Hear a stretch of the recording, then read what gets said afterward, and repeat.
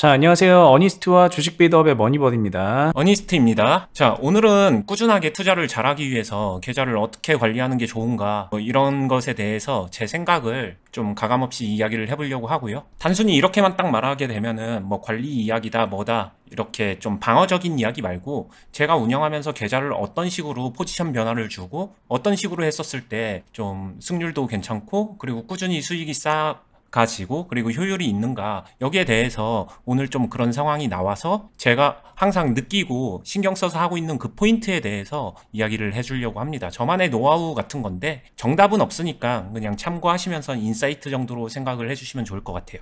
기본적으로 제가 계좌 관리 같은 경우에는 굉장히 중요하게 생각을 합니다. 작은 배분부터 시작해서 여러 가지 사이즈 관리 이런 것들을 되게 신경 써야 된다고 생각해요. 결국에는 투자라는 게 내가 어떻게 하냐에 따라서 도박적이 될 수도 있고 진짜로 순수하게 투자적이 될 수도 있습니다. 근데 그 경계선이 사실 참 모호하잖아요. 어떻게 보면 도박이고 어떻게 보면 투자고 그게 되게 애매한데 그리고 모든 사람들은 내가 하는 행동은 투자에 가깝지 도박이다 생각하는 사람 많지는 않을 거예요. 그럼에도 불구하고 사람인지라 매매하다 잘 안 됐을 때 아니면은 갑자기 뚜껑 열려서 아니면 멘탈 깨져서 여러 가지 내동 매매도 하고 깨지기도 하고 이런 게 얼마든지 발생 가능한 게 투자 시장이잖아요. 그러다 보니까 그거를 좀 어느 정도는 체계적으로 컨트롤이 돼야 된다. 이게 제 생각의 기본 근원지고요. 그러려면 당연히 계좌가 있으면은 이 계좌를 잘 구성해야겠죠. 그래서 저는 항상 얘기하는 게 어느 정도 단기 단타 아니면 좀 빠른 매매 아니면 내가 원하는 매매 하는 게 있다라고 하게 되면 그거를 하는 거고 계좌 안에서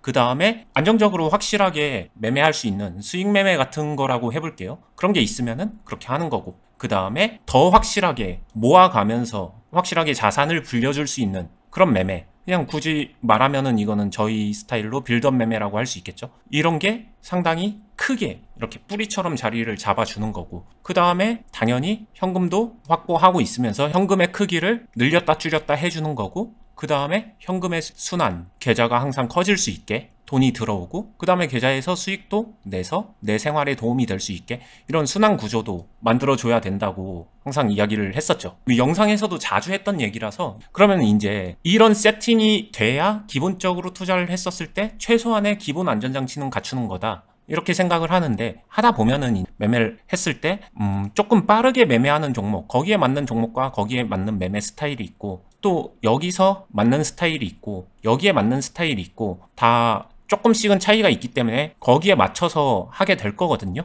근데 그럴 때가 있어요. 저 같은 경우에도 A 스타일로 매매를 하다가 굉장히 좋아졌을 때 좀 크게 이동시키는 게 더 좋을 때가 가끔씩 나옵니다. 비유적으로 예를 들면 나무 같은 거예요. 처음에 씨앗을 심었는데 얘가 싹이 잘 났어요. 그리고 잘 컸어요. 좀 자라나서 얘를 더 큰 화분에다가 옮겨 심어주는 그런 것들을 하잖아요. 그런 식으로 저도 계좌에서 이런 이동을 하거든요. 요즘에 이런 게 조금씩 나오는 것 같아요. 그러니까 처음에는 현재 상황에 좋아서 접근을 했었는데 생각해보니까 이거 사이즈가 큰데 하면서 사이즈 키워도 괜찮겠다로 넘어가는 그런 상태가 되는 게 있어서 요때 제가 하는 행동을 알려드리면서 어떤 식으로 이동을 시키는지 여기에 대해서 포인트 이런 것들을 얘기를 하려고 합니다.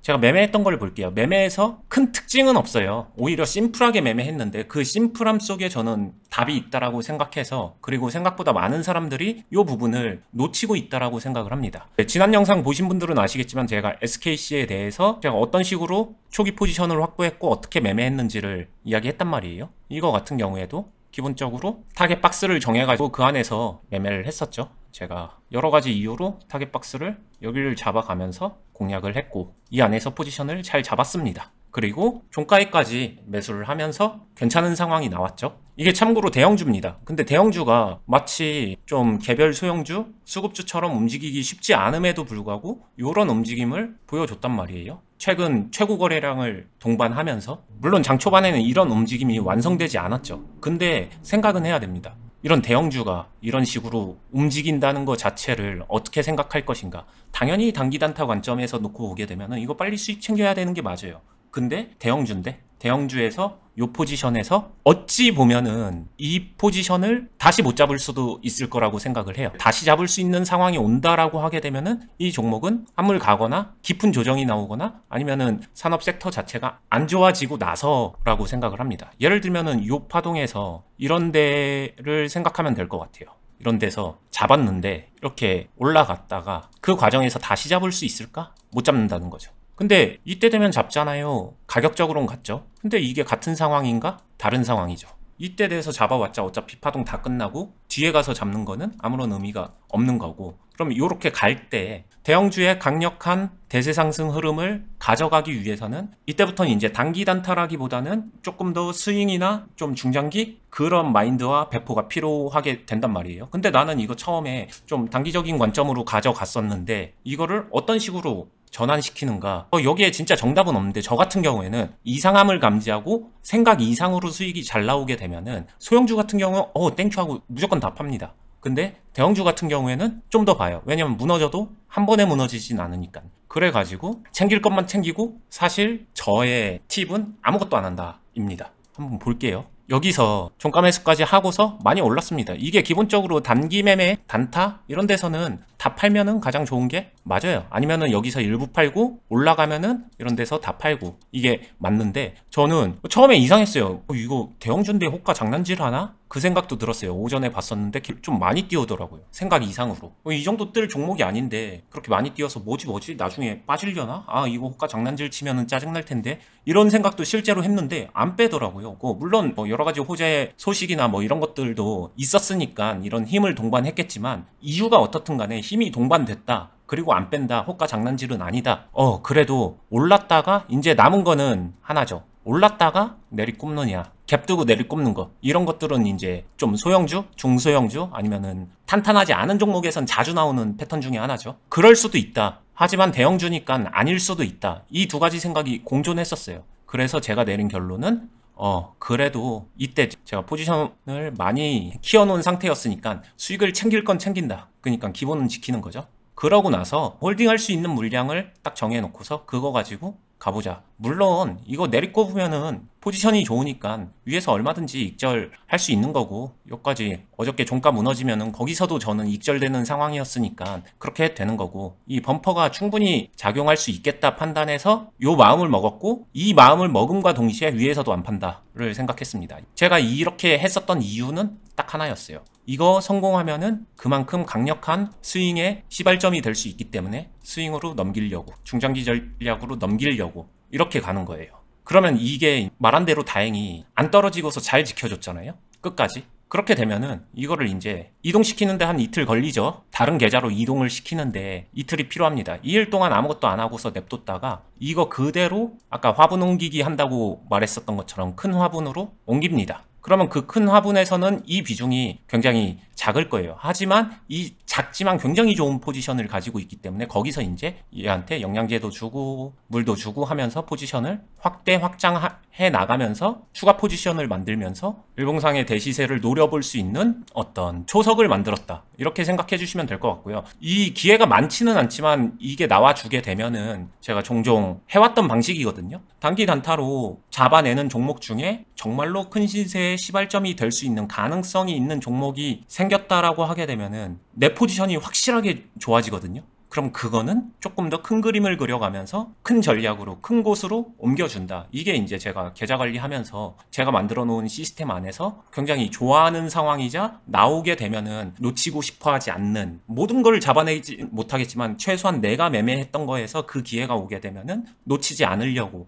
많이 노력하는, 계좌 전체 관점에서 큰 그림에서 좀 정말 중요하게 생각하는 포인트라서 오늘 그 상황이 나와서 한번 요 얘기를 편하게 풀어서 얘기하고 싶었습니다. 너무 중요한 얘기죠. 계좌를 여러 개 가지고 있는 이유이기도 하고, 이 이유만은 아니지만 저 역시도 계좌가 몇 개가 있는데, 그 계좌 안에 들어가 있는 종목들을 의미 없게만 이렇게 그냥 구성하는 게 아니라 그 중에 하나 이제 요런 전략으로 시나리오와 전략을 다르게 운영하는 거죠, 계좌별로. 그래서 이제 별도로 운영을 하는데, 완전 구분해서 한다기보다는 이 안에서 이제 종목들이 왔다 갔다 하면서 순환할 수 있는 그런 구조를 짜면은 좀 유연하게 전략을 세울 수가 있고 유리한 포지션을 더 확대시켜 나갈 수 있으니까 오늘 그 얘기를 이제 직접적인 케이스로 잘 들었는데요. 근데 이제 이런 것도 궁금할 것 같아요. 만약에 이 종목을 오늘 장 초반에 그런 마음을 가지고서 매매를 하셨다면, 그러면 그냥 이건 이거고 새로운 계좌에서 이거를 장 초반에 그냥 비중을 좀 여기보다는 좀 덜 잡아서 새로 지금부터 스윙을 해야지 라고 한다 그러면,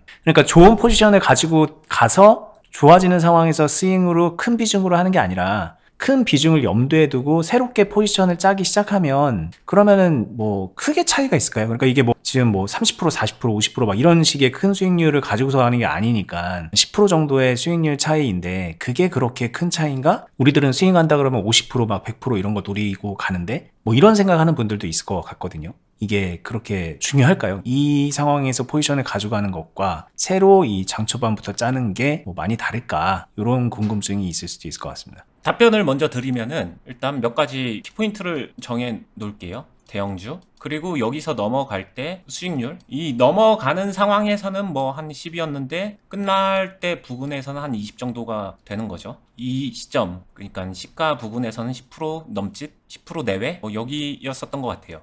요 정도인데 그러면 중요한 거는 요 시점에서 판단이잖아요. 사실 수학적으로만 따지게 되면은 조삼모사인 것 같습니다. 근데 투자자는 저 역시도 수학 좋아하고 숫자 좋아하고 하는데 수학적일 수만은 없는 부분이 분명히 있는 것 같아요. 심리가 들어가니까, 감정이 들어가니까. 여기서 만약에 이렇게 신규 포지션을 잡는다라고 스윙으로 하게 되면 사실 되게 애매하다라고 생각을 하거든요. 사실 돌파 스윙 같은 건데 좀 이상하죠? 조금 매매해보신 분들은 뭐 돌파 스윙 좀 생소하지 않나요? 뭐 할 수도 있겠죠. 나올 때는 할 수도 있는 거 맞는데 그거를 막 주력으로 하거나 아니면 그것만 노리면서 한다? 이상하잖아요. 뭔가 애매하다. 그러니까 스윙의 초기 포지션으로 잡는 게 되게 애매할 수 있는 시점이긴 하거든요. 왜냐? 이만큼 좋아진 거는 이 종목이 흔들릴 수 있는 거고 이 흔들림 속에서 만약에 여기서 낸 수익은 있지만 이거 신규로 보게 되면은 신규 상황 안에서 이거 포지션 관리 될까? 물음표가 드는 것도 있는 것 같고요. 저는 그냥 개인적인 심리적인 부분을 얘기하는 겁니다. 그러고 나서 두 번째, 정말 잘 갔다고 하더라도 여기서 여기는 10인데 제가 갖고 있는 포지션에서 20이에요. 저는 근데 이 유리한 상황 10과 20은 단순히 2배 차이가 아니라 비중으로 제 기준에서 컨트롤로 비교하게 되면은 저는 훨씬 더 크게 차이 난다고 생각을 하고, 왜냐? 익절 이 파동에서 꺾일 때 흐름이 전환되거나 이탈되거나 뭐 이렇게 할 때 꺾일 때 대응할 수 있는 익절 컷의 그 범위가 달라져요. 그러다 보니까 같은 비중으로 여기랑 여기서 시작을 했다고 하더라도 결국에는 비중을 늘릴 수 있는 그 폭이나 활용할 수 있는 폭 자체는 저는 차이가 좀 크게 난다고 생각해서, 그래서 저는 유리한 걸 가지고 가서 그거를 증폭시키는 거를 훨씬 더 선호한다, 이렇게 생각해 주시면 될 것 같아요. 그렇죠. 그리고 이거는 사실 질문 안에 약간 답이 있습니다. 나 여기서부터 스윙해야지라고 생각을 했을 때 스윙을 어떻게 시작하냐는 거죠. 나 이제 고비중으로 중장기 들어갈 거니 여기 한 번에 들어가야지 빡! 물론 그렇게 할 수 있죠. 그렇게만 투자하는 분들도 있죠. 근데 그거에 대한 의구심입니다. 1차적으로는. 그렇게 투자를 하는 게 과연 맞아? 갑자기 그냥 내가 큰 나무 기르고 싶다고 해서 그냥 큰 나무 뿌리채로 뽑아갖고 여기다 심는 거 맞아? 좀 작게 좀 안정적으로 키워가지고 만들 수 있는 거 아니야? 요 생각 차이에서 비롯된 거일 수도 있을 것 같아요. 이게 이제 일봉 차트, 뭐 기술적인 그런 상황 이런 거 다 제쳐두더라도 나 여기서부터 스윙하고 싶은데 라고 했다면 아마도 어니스트님이 어제부터 포지션 만들어갔던 그런 거를 여기서부터 하다가 나중에 좋은 포지션을 가지고서 확대시키는 게 더 합리적일 수 있다는 거죠. 그리고 그렇게 하는 거를 말씀하신 거고. 그렇죠. 그 순서는 그냥 필연이죠. 어찌됐든 뭔가 씨를 뿌리는 거고 이게 싹이 나야 되는 거고, 싹이 났는데 꽃이 피고서 그냥 질 수도 있는 거고 아니면 진짜 나무가 될 수도 있는 거고, 이거는 진짜 이 종목이 커봐야 아는 거기 때문에 뭐 사전에 미리 얘는 정말 100년짜리 소나무가 될 거야,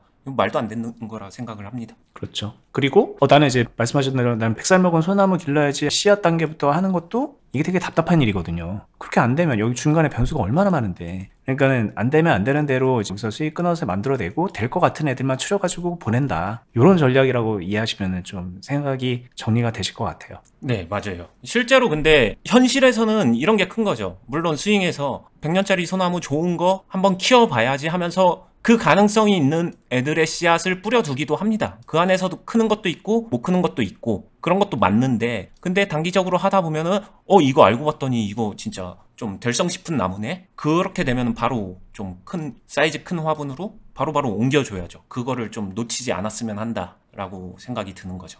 그죠? 그리고 이건 반대도 마찬가지인 게, 난 100년 먹은 소나무 기르려고 씨앗 뿌려놨는데 얘네는 그냥 좀 어렸을 때 빨리빨리 파는 게 나을 수도 있겠다, 그렇게 필터가 되면 또 이제 반대로 이렇게 오락가락 할 수도 있는 그런 거라는 거죠, 이게. 근데 이게 이제 그만큼 사고의 유연성이라고도 생각할 수 있는데, 실제 주식하는 분들을 보면 거의 이런 생각을 못하고, 생각은 한 번쯤 하더라도 실천이 안 되죠.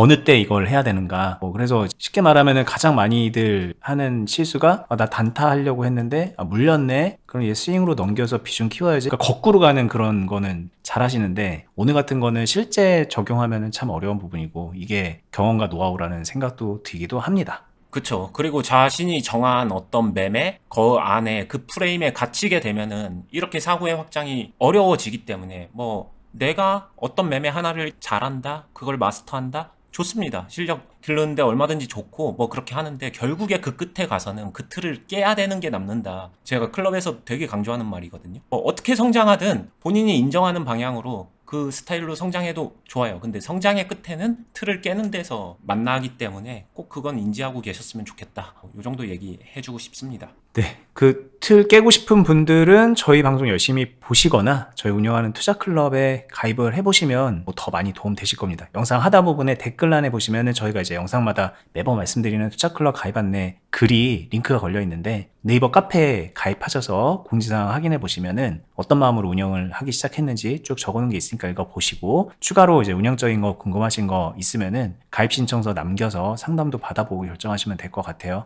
저희는 또 다음에 더 유익한 영상으로 찾아뵙겠습니다. 구독, 알람, 좋아요도 한 번씩 부탁드리고요. 끝까지 보시느라 수고 많았습니다. 감사합니다. 감사합니다.